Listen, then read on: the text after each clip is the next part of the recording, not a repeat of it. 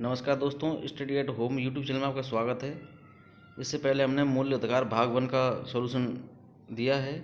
आपने किसी ने नहीं देखा हो तो आप उसको देख सकते हैं। ये टेस्ट सीरीज जो हम डेली ले रहे हैं उसके सॉल्यूशन आपको देते जा रहे हैं। अगर आपको इनसे जुड़ना है तो आप 9772585027 पर अपना नाम, शहर का नाम और परीक्षा का विषय व्हाट्सएप पर मैसेज करके भेजें और आप इस टेस्ट सीरीज से जुड़ सकते हैं और आप लाभ उठा सकते हैं। चलिए शुरू करते हैं। पहला क्वेश्चन, सबसे पहले किस देश की राष्ट्रीय विधानसभा ने मौलिक अधिकार की घोषणा की थी? तो इसका राइट आंसर है फ्रांस। दूसरा क्वेश्चन, सबसे पहले भारत में किस समिति ने मौलिक अधिकारों की मांग की थी? तो इसका राइट आंसर है मोतीलाल नेहरू समिति। सप्रू समिति की सिफारिश से नीति निर्देशक तत्व संविधान में जोड़े गए थे। मुंशी समिति के मुंशी की समिति थी, जबकि प्रारूप समिति के अध्यक्ष डॉक्टर भीमराव अम्बेडकर थे। इनके बारे में थोड़ी जानकारी जरूरी है। न्यायिक पुनरावलोकन की व्यवस्था किस अनुच्छेद में की गई है? न्यायिक पुनरावलोकन की व्यवस्था अनुच्छेद 13 में की गई है, जो कि मूल अधिकार 12 से 35 में वर्णित हैं। उसमें जो अनुच्छेद 13 है वो न्यायपालिका को ये शक्ति देता है कि वो न्यायिक पुनरावलोकन कर सकती है संसद के किसी भी कानून नियम के विरुद्ध और देश के हित में। अच्छा, अनुच्छेद 13 में ये शक्ति बताई गई है, जबकि इस शक्ति का विभाजन सुप्रीम कोर्ट तथा हाई कोर्ट इस शक्ति के आधार पर अनुच्छेद 32 तथा अनुच्छेद 226 के तहत 5 प्रकार के रिट जारी कर सकते हैं नागरिकों के अधिकारों की रक्षा के लिए तथा भारत देश के विकास के लिए और उसकी समृद्धि के लिए। तो इसमें जो अनुच्छेद 32 है वो आपको पता ही है, संवैधानिक उपचारों का अधिकार है, जबकि अनुच्छेद 226 ये दोनों ही, ऐसा नहीं है कि अनुच्छेद 32 में जो 5 प्रकार रिट हैं जैसे कि बंदी प्रत्यक्षीकरण, परमादेश, प्रतिषेध, उत्प्रेषण, अधिकार परीक्षा, ये ही रिट हाईकोर्ट भी जारी कर सकते हैं अनुच्छेद 226 के तहत। आशा करते हैं आपको ये बात क्लियर हुई होगी। अनुच्छेद 13 के जो शक्ति, इसमें न्यायिक पुनरावलोकन की जो शक्ति दी गई है उसका जो विस्तृत व्याख्या है वो अनुच्छेद 32 तथा 226 के तहत सुप्रीम कोर्ट तथा हाईकोर्ट अपनी शक्तियों का उपयोग करते हैं। चौथा क्वेश्चन, मूल अधिकार राज्यों का विरुद्ध संरक्षण है, किस अनुच्छेद में राज्य को परिभाषित किया गया है? मूल अधिकारों का वर्णन 12 से 35 तक वर्णित है अनुच्छेदों में भाग 3 में। तो अनुच्छेद जो 12 जो पहला अनुच्छेद है वो राज्य को परिभाषित करता है। राज्य से तात्पर्य सभी संगठन आते हैं, चाहे वो केंद्र हो, राज्य सरकारें हों या कोई भी प्राधिकरण हो, उसमें सभी आते हैं, राज्य किस तरह परिभाषित होते हैं। और आपको पता है अनुच्छेद 13 में आपको बताया था। अनुच्छेद 31 में पहले संपत्ति का अधिकार मूल अधिकार था, लेकिन वो अब निश्चित हो चुका है।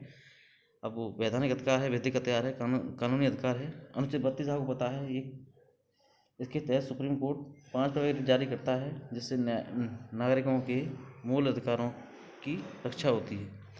पाँचवा क्वेश्चन, किस संविधान संशोधन द्वारा यह व्यवस्था की गई कि आपातकाल के दौरान अनुच्छेद 20 और 21 को निलंबित नहीं किया जा सकता? तो इसका राइट आंसर है 44वां संविधान संशोधन 1978।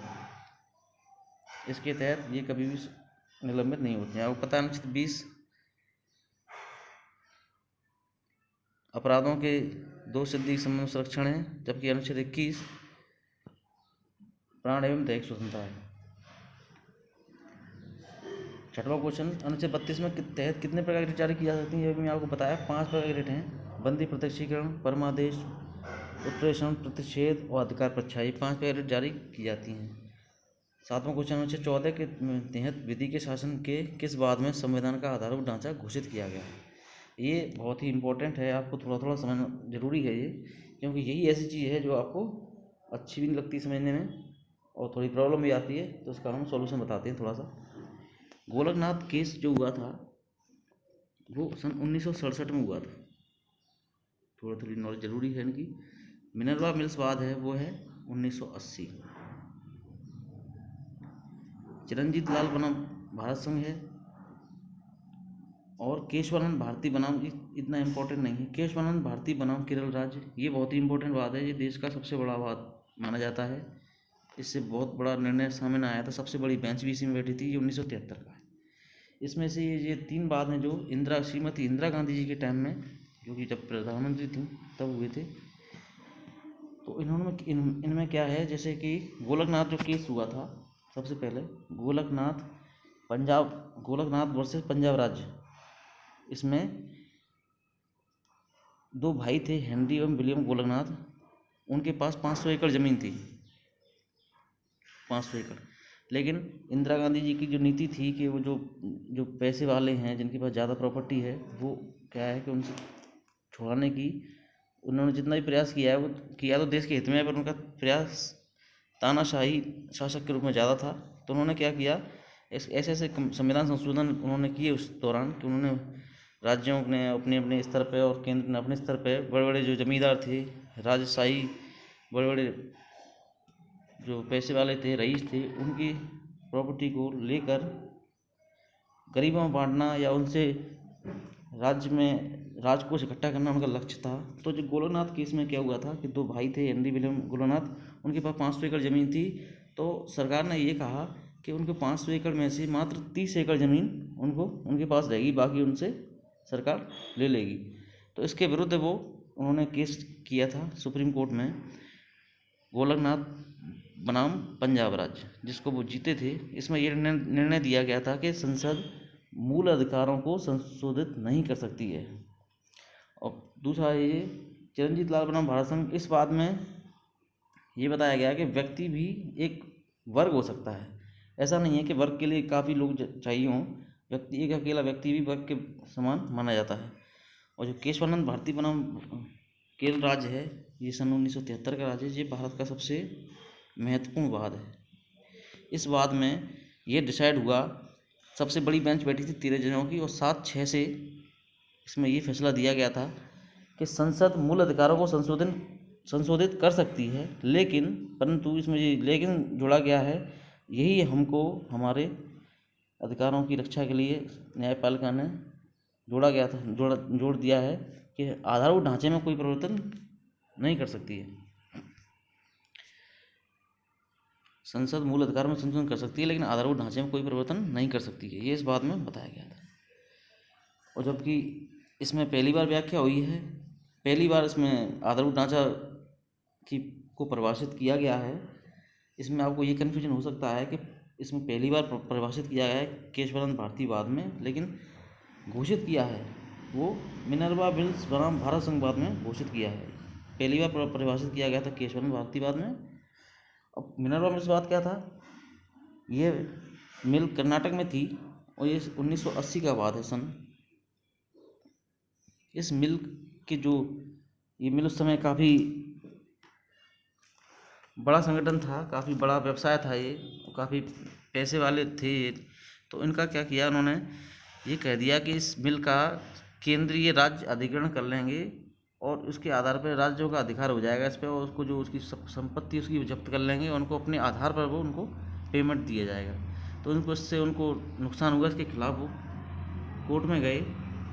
तो उन्होंने कोर्ट में ये फैसला दिया गया उसमें कि संसद न्यायिक पुनरावलोकन की शक्ति संसद की वो स्वयं एक आधारभूत ढांचा है।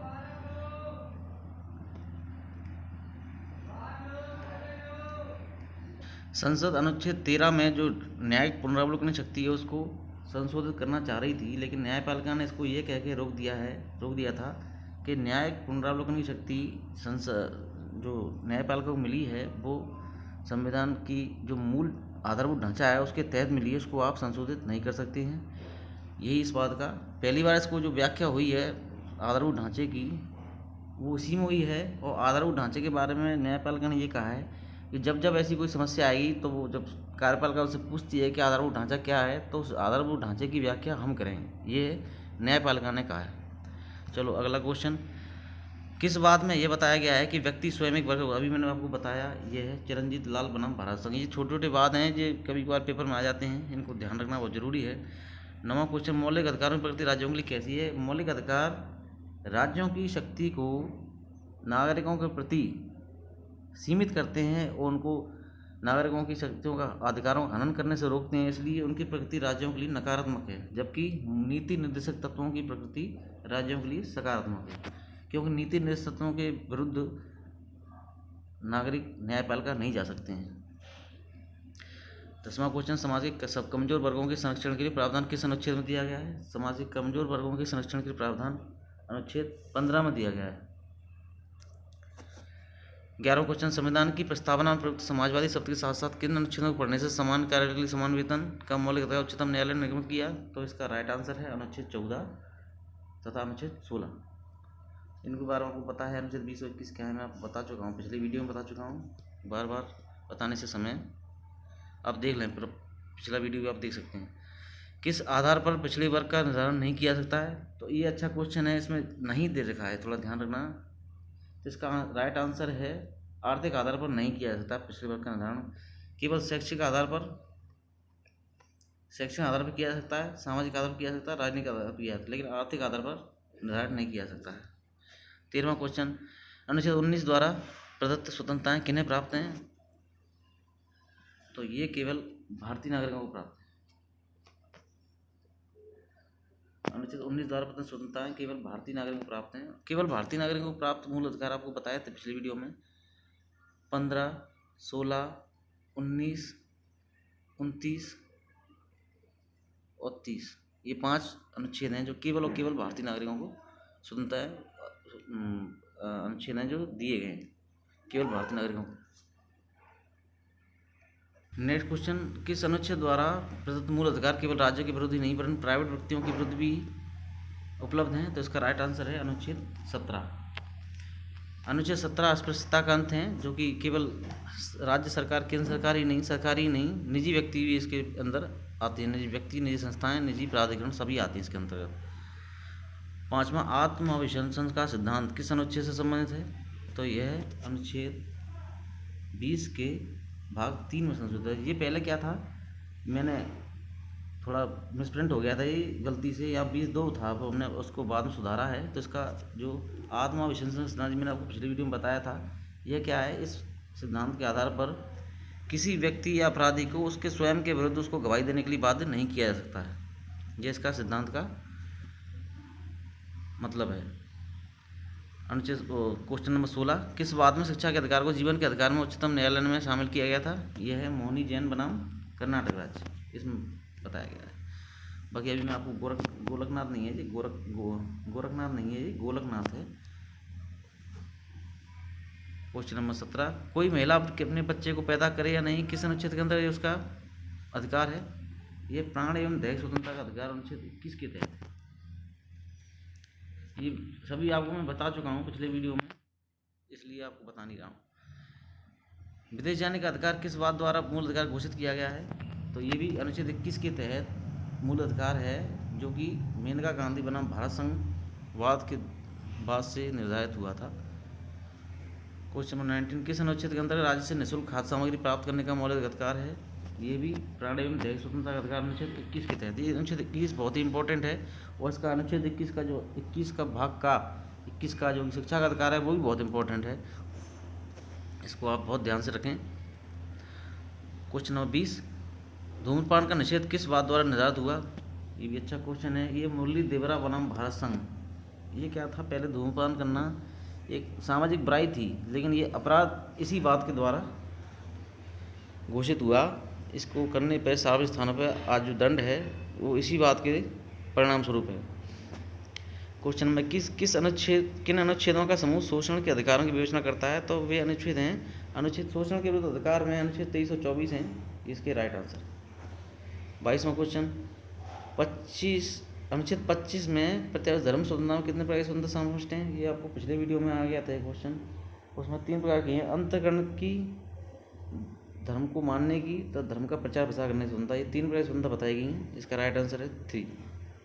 23वां क्वेश्चन, संविधान में कौन सा अनुच्छेद बच्चों के शोषण संबंधित है? तो ये भी शोषण के विरुद्ध अधिकारों में अनुच्छेद 24 बच्चों के शोषण संबंधित है। 24वां क्वेश्चन, मूल अधिकार के प्रवर्तन रेगुलेटर जारी करने का अधिकार, ये आपको मैंने बताया था कि अनुच्छेद 13 के जो 2 पार्ट हैं उसमें से सुप्रीम कोर्ट अनुच्छेद 32 के तहत, जबकि हाई कोर्ट अनुच्छेद 226 के तहत 5 प्रकार की रिट, मैंडेमस, बंदी प्रत्यक्षीकरण, प्रतिषेध, उत्प्रेषण, अधिकार परीक्षा, ये इनके इंग्लिश नाम भी आते हैं, इसको भी आप याद रखें। कभी कभार इंग्लिश नाम हिंदी में लिखे हुए आ जाते हैं, तो ये बहुत इंपॉर्टेंट है, इसको याद रखें। क्वेश्चन नंबर 25, मौलिक अधिकार का वर्णन संविधान किस भाग में है, ये तो आपको पता है, भाग 3 में है। चलिए धन्यवाद। आपको अगर कोई ये वीडियो अच्छा लगा हो तो लाइक करें, शेयर करें, सब्सक्राइब करें। आशा करते हैं हम कि आपको ये वीडियो अच्छा लगा होगा।